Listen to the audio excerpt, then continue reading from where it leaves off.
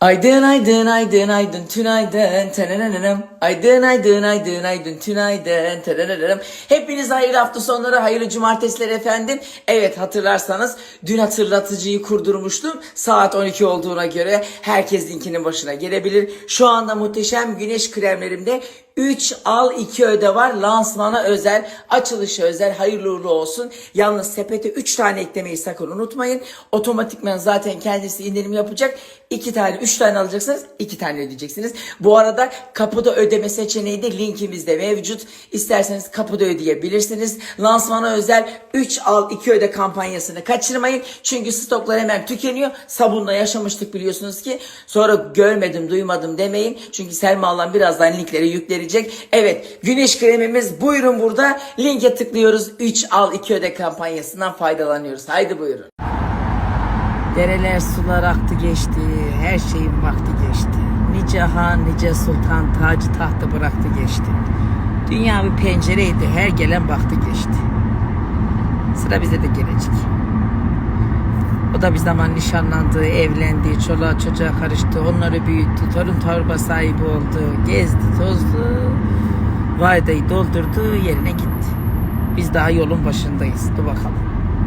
Allah bizim sonumuzu hayır etsin inşallah. Arkamızdan sahip çıkacak hayırlı nesiller versin Allah. O çok önemliymiş. Yani insanın ölüsünde de öldükten sonra da arkasından hayırlı birilerinin olması çok önemli. Allah hepimize nasip etsin, bize de inşallah. Şimdi gidip bir mezar ölçüsü aldıracağım. Onlar halledecekler. Diğer taraftan yalan dünyanın telaşı devam ediyor ya. Evet, bir cumartesini daha bitirdik. Yandım yakıldım yemin ediyorum. Mutfağın sıcağından düdüklüsünden. Daha yeni kendime geliyorum. Bugün berbere de gidemedim. Sakallarım uzadı, saçım başım birbirine girdi. Oh. Siz ne yaptınız ben yokken? Bugün çok fazla görüşemedik biliyorum.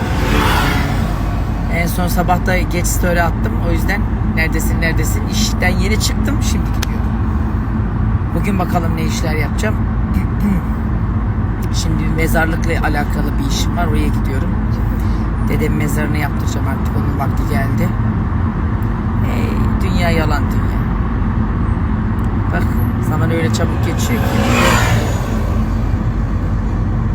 ki. Gidiyor. Ben adama bot alıp takım elbise seçtirirken şimdi mezar yaptırmaya gidiyorum. Beni tatil yerinde bu arada dolandırdılar arkadaşlar. Şu ayağımdaki görmüş olduğunuz terlikleri adam bana bir övdü. Abi bunlar unisex yeni modern dedi. Hadi yazlık yerde bir tık daha iyi görünüyordu ama eve gelince bildiğiniz Şaziye teyzenin terlikleri. Yani bu terliğe bir de ben para verdim. Allah boyunu posunu devirmesin. Esnaf gazına gelmeyin, ben gaza geldim. Dedim ki ben acaba modern düşünmüyorum. Hani insanlar modern düşünüyor dedim. Biraz daha şeydir dedim. Ama eve geldim, Şaziye teyzenin terliği, sırf para verdim diye apartmanın içinde giyiyorum.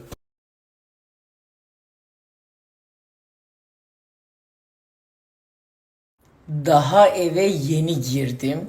Setten çıktım 6'da, şu an saat 9'a geliyor. Çünkü Pendik'ten ta Ali Beyköy'e gittim. Ali Beyköy'den geri geldim. Yok böyle bir trafik, yok böyle bir trafik. Annemler şimdi aşağıda çardakta çay içiyorlarmış. Gideyim bir iki bardak çay içeyim. Sonra geldiğimde çamaşırlarımı yıkayayım. Sonra Allah izin verirse inşallah artık şu ütüye oturayım. Ve bu arada ne kadar zayıfladığımı bir kez daha şöyle göstereyim arkadaşlar. Kader ezildiyiz be. İsteyince de yapıyoruz işte.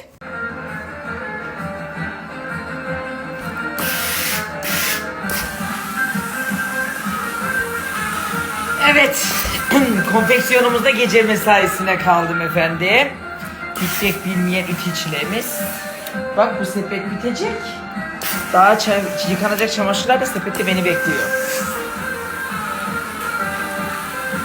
Ne yapacaksın? Bari eğlenerek yapalım. Gibi güzeller güzeller.